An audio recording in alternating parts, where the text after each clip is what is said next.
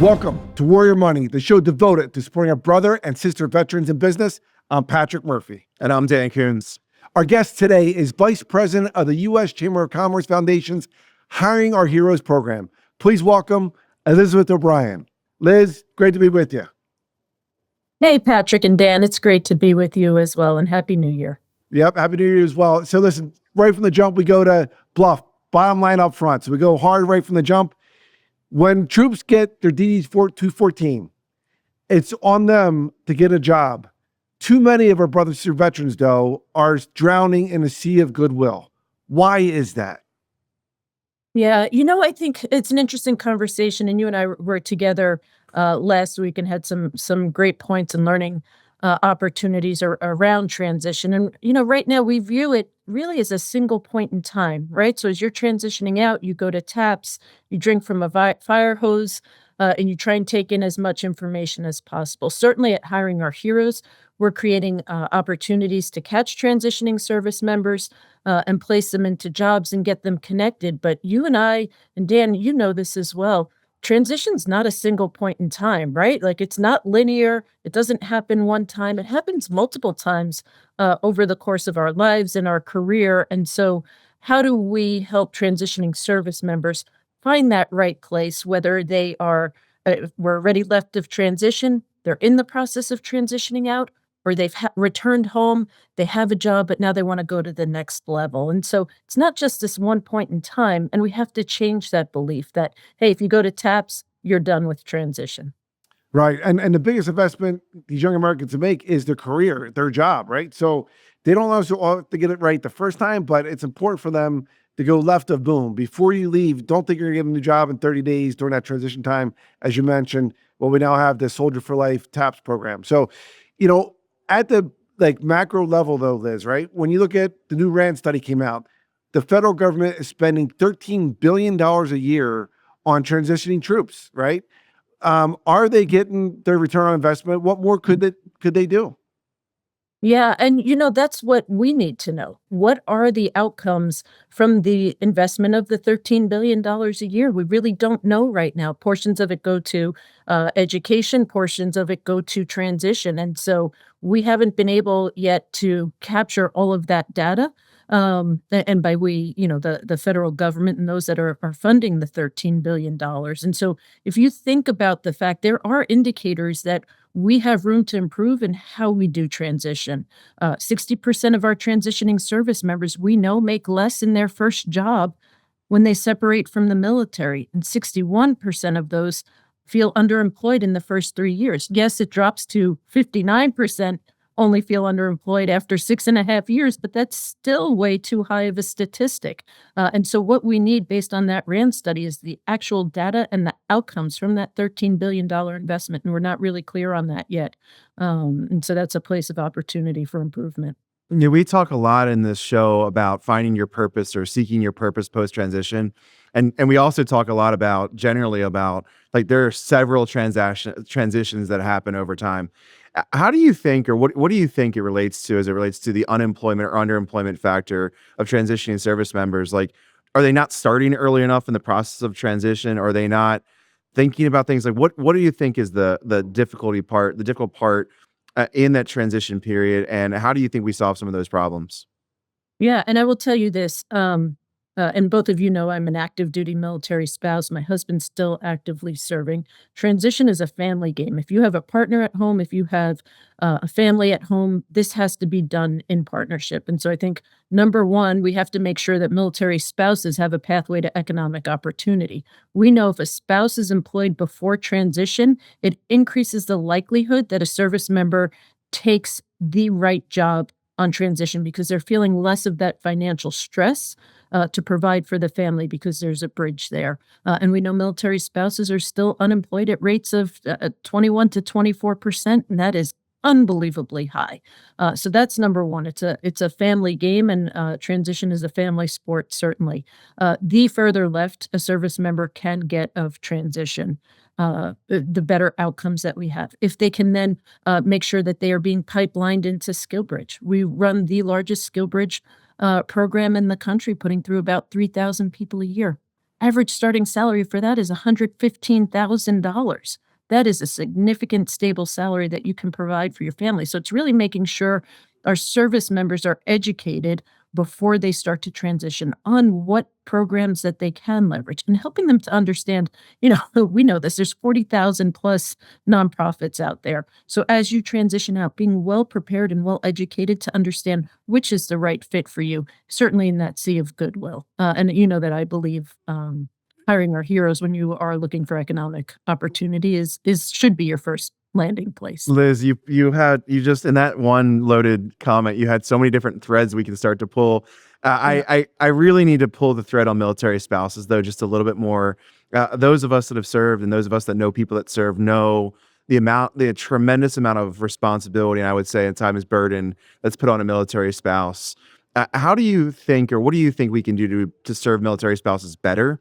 And what do you think that means to us as a nation? And mostly importantly, what do you think that means to the communities that we live within? Yeah. And there's a lot to unpack there. I know that sorry. we are not just, no, it's great. We're not just speaking to the right, more than the military community is listening today. So to give context and level set, I'm a military spouse. The first 9 years of our marriage, we moved 7 times in 9 years. 2 of them were overseas. And so as a college basketball coach, the opportunities that I had to take, I was going backwards in my career, basically just being grateful to plug into a college basketball team. And at one point I turned around and I was at the same level that I had started a decade ago. And so from a financial wellness and financial stability perspective, what puts us on par with our civilian counterparts in America? It's not me earning at the rate I was a decade before and well into my career as a college basketball coach. And so what can America do? They can invest in this great talent. We are as educated, if not more educated than our civilian counterparts. We're extremely agile. We've seen an advent of great growth in remote work opportunities, but our social capital, our network does not exist in the same way my neighbor's network does, who stays in a community for a long time. And so we are going community by community to really build solutions that are specific for those communities. Because if I am living in Colorado Springs, that community and those needs and those economic pathways are very different than if I'm living in Washington, D.C. But we've seen great progress also when states provide reciprocity for licenses. I don't forget how to how to cut hair when I drive over state lines. But the idea that I have to recertify and go through the workforce boards to go to work, we're talking about setting people back 3, 5, and 6 months and continuing to pay to be relicensed. So those kind of progressive ideas where we're embracing the worker that already exists and finding pathways to re-enter the workforce more quickly. But we need our communities to raise their hand and say, what can I do? Yeah, it's interesting. It's there's a relatively well-known or perceived stat that it takes 2 years at any one place to feel like you're actually at home. And so every 2 years you're now sometimes less than 2 years, but every 2 years you're transitioning to a new quote unquote home. And so how do you find that new home, and how do you transition your skills and all the different things that come with it? I imagine that's a immensely difficult challenge to navigate through. It is. And the sooner we can build networks and social capital for military families as they move to new communities, the better. Yeah, and I think that's what I always say. It's not a whole of government approach, Liz. It's a whole of nation approach. And that's why we need to be, pushing these public-private partnerships to make people understand that, listen, military spouses, when you have majority of American families are dual income families, yet there's that 24% unemployment rate. These are military spouses looking for work. They can't get them because of the things like reciprocity, and states won't recognize other licenses from other states. We got to do better. Right. And we have the same challenges that so many of our American families have: access to safe, affordable childcare, reentry to the workforce, right? Our challenges aren't unique only to us. We have additional challenges, but there are solutions that we can create for our military families that then benefit America writ large. And this is so important when you talk about keeping our infrastructure sound and our global, keeping us competitive on the global economy, and our and impacts to national security. I always, Eric's our president at HOH, and I always tell him he's been one of the Army's greatest retention tools in keeping Justin in the military. Because if I didn't have the opportunity to go to work, he wouldn't be a colonel in the Army right now. Yeah, He would have separated a long time ago. yeah, it's really appropriate. I want to transition to a really heavy topic. We've lost 125,000 veterans since post 9/11, and as we've continued to have these conversations over the last couple of years, what we notice is that you can't do anything if your mental and your physical health aren't squared away. And one of the transition things, we talk about jobs often, but what we don't talk about is camaraderie, teamwork, finding purpose, and then allowing that purpose to manifest itself into jobs. I'd love to hear you talk a little bit about that challenge that we're facing on the veteran suicide front, and how you think and how we could support those folks better. Yeah. I want to be very clear. I'm not an expert on veteran suicide, but actively participate in creating solutions that we think can impact our community at large. Listen, we know the top 4 reasons coming out of the VA study that soldiers, veterans are committing suicide are related to financial well-being, right? How they're being received in the workforce, et cetera. And so these are pieces that America at large, as they're going to work, can be an active participant, right? They can check on their coworker. They can make sure their family's okay. If one of our veterans loses a job, what are the pathways or outreach that we can create? This is why we think Face the Fight is so important, because we have lost so many service members and veterans. We've lost more veterans to suicide than we've lost in 2 decades of our nation's longest conflicts. And so it's really where our communities have to play a role, right? When I separate and return back to Iowa, my community has to know that I'm returning. Unbelievably important. Yeah, and there's I do want to. You mentioned Face the Fight. It's people want to find out more about it. It's wefacetofight.org. It launched actually with the U.S. Chamber of Commerce. Yeah, I know you were there. I appreciate you being a partner. Listen, we're going to take a quick break. We'll be right back with you on Warrior Money, and we're right back more with the great Elizabeth O'Brien. All right, welcome back to Warrior Money. We're joined back again with Elizabeth O'Brien, the Vice President of Hiring Heroes. Liz, listen, I know we talked about veteran transition, military spouses, but we got to talk about your passion, my passion, sports and veterans. You played 2 Division I sports, and then you became a Division I coach. You obviously coached basketball at West Point. What are some of the similar traits that veterans, the top world-class military folks that we have, and top world-class athletes that we have? Yeah, I mean, those things that you veterans are known for, and athletes, right? Ability to thrive in adverse situations.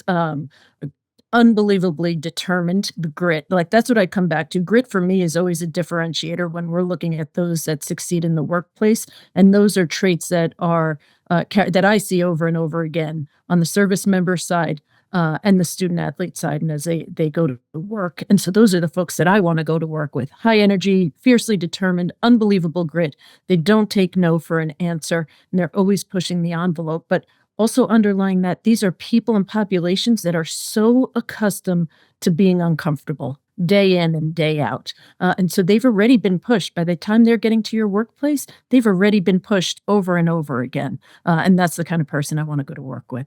Yeah. Listen, I want to ask you some of the folks that you look up to in the veteran space in sports. I know that one person is a JJ Redick. You and I talk about JJ Redick. We both are big fans of him. But other veterans that are out there in sports, professional sports or D1 sports that you look up to, that are getting that right. Yeah.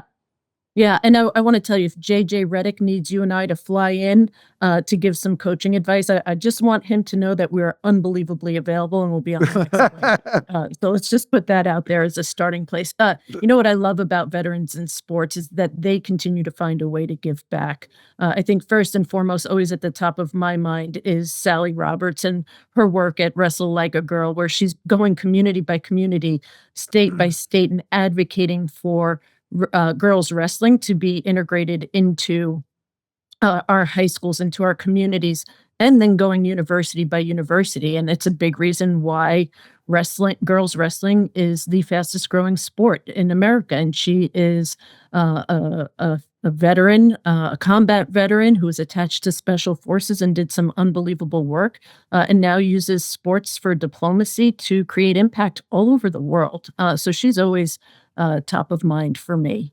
And I think if I had my druthers, I'd love to sit down with Bill Foley and who owns the Golden Knights, and Vinny Viola, who owns the Florida Panthers.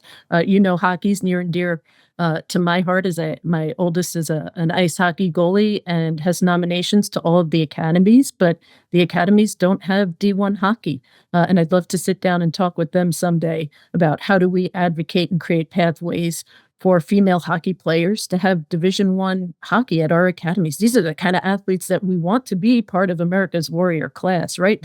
They're getting up at 5 a.m. They're physical, Yeah. they're strong, and they have great fans like Pat Murphy who show up to their games when they play in Philadelphia. So those are the three in my mind. I love that. We talk a lot about transitions here, and one of those transitions are how do we find jobs within whatever industry that we work in. So how could veterans find jobs within the sports industry? Do you have any thoughts on how they can make that transition happen? It seems like an appropriate fit for an athlete to continue to serve in the military, but then finding work post service sounds like it could be a pretty good fit as well.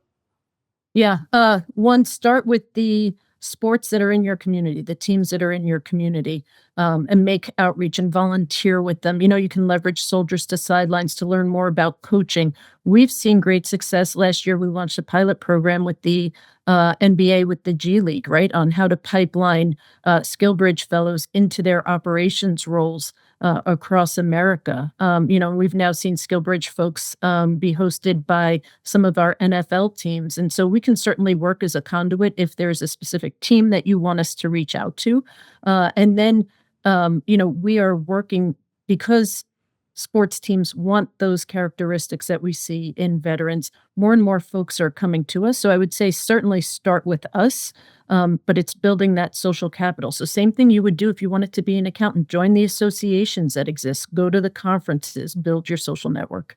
We have an audience that is both military folks and non-military folks, and this SkillBridge thing is a really interesting thing. I think that corporations could know a little bit more about, and they may not always know about it. Can you expand a little bit more about what SkillBridge is? It's the first time I've heard you say, or anybody say for that matter, that's a conduit into the G League, which is an amazing thing. But can you talk a little bit about more what SkillBridge is and why people should know about it?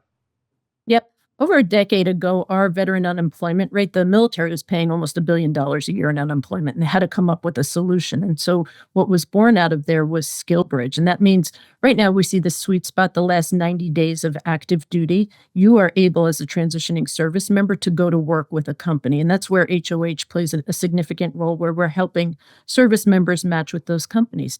Service member is still on DOD's dime. So they are going to work for 3 months at no cost to the employer. And it goes two ways. The employer and potential employee are figuring out, is this a right fit? And that's why we're seeing such increased rates around retention and salary offers as well. In parallel to that, DOD now has a sister program for military spouses that we facilitate, and it has been the single greatest way I've seen in a decade to get a military spouse actually into the workforce. And again, these programs are at no cost to the host company, and it can be small, medium, large-sized businesses that are hosting the transitioning service member or the active duty military spouse.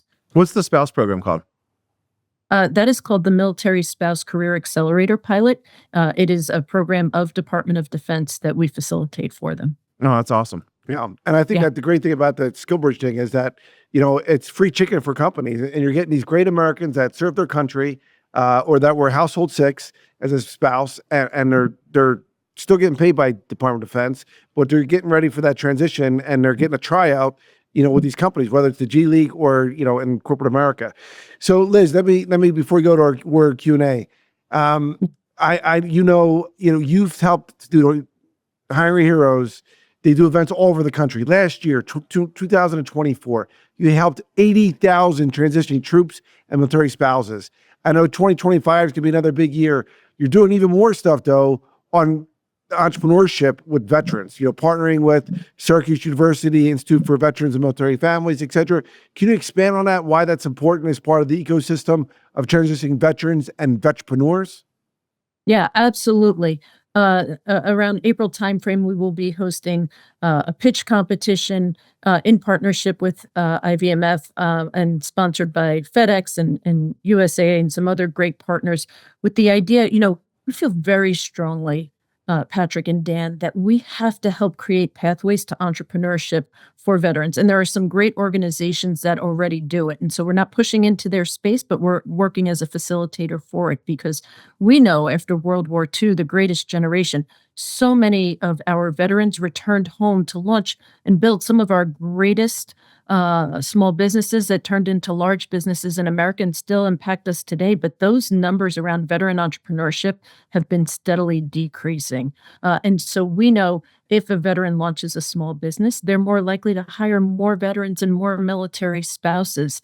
And 99.9% of business in America is small business. And so we have to be part of that solution because it leads ultimately to economic opportunity and it leads to presence in communities around the country. No doubt. Yeah, I know Dan and I, we helped with a venture capital company that we invested over 75 million in 62 veteran-owned companies, but people don't realize that some of those iconic global brands were started by veterans. Nike, Phil Knight was an Army veteran, Comcast, Ralph Roberts, Walmart, and the list goes on and on. Enterprise Car and Rental, Ralph Lauren. But as you mentioned, the World War II generation, 50% of those veterans started their own small business. Our generation of Iraq, Afghanistan veterans, it's less than 5%. So a lot more work that we need to do. Access to capital is a big thing. But let's turn it over. We do a quick rapid fire Q&A. Dan takes the lead. Liz, we call it Warrior Q&A. Hey, Liz. Who is a warrior that inspires you? I'm going to go with my husband, Justin Gorkowski. Two decades of service, so our longest conflicts. It's unbelievable, actually. Awesome. And by the way, West Point graduate, wrestler. I would not want to mess with him. I can throw hands, but I would not want to mess with the colonel. I don't think he wants to mess with you either. What are the habits that have helped you achieve success over your career? Yeah, you know what? It is ultimately the discipline that I learned as a student athlete, right? Taking care of business, time management, being uncomfortable every single day. There is no reason in heck that I should be in the job that I'm in. How do you go from being a college basketball coach to executive of a nonprofit to a CEO of an ed tech company? But it's the capability and strength that I learned around being uncomfortable on a daily basis that's ultimately allowed me to succeed. And what are some what's some money advice that you know now that you wish you knew when you were younger? When pushing in as a military spouse, it's a whole different world around how you leverage TSP and how you get the max amount out of it, et cetera. And certainly, I would say educating yourself, especially if you're a military spouse, on the opportunities that exist to create better pathways for wealth on the military side, because it's continued to evolve over time. And it's very different than when Justin went in and it was just 20 years and you retire and you get your pension. Yeah, that makes total sense. Are there any other advice that you'd give a military spouse beyond what you've just given that we should be aware of? Yeah, call a military spouse and ask them for 5 introductions within the community so that they can continue to get connected and learn from those that have already made the mistakes along the way so that they can continue to benefit. There is nothing more important than ensuring that your family is financially well and stable and can handle any of life's challenges that come your way during the course of a career. Yeah, thank you for that answer. Yeah, that's our show. So listen, subscribe, and review Warrior Money on Apple Podcasts, Spotify, or anywhere else you get your podcast, or find us at Yahoo Finance. I'm Patrick Murphy. And I'm Dan Kunze. We'll see you next week.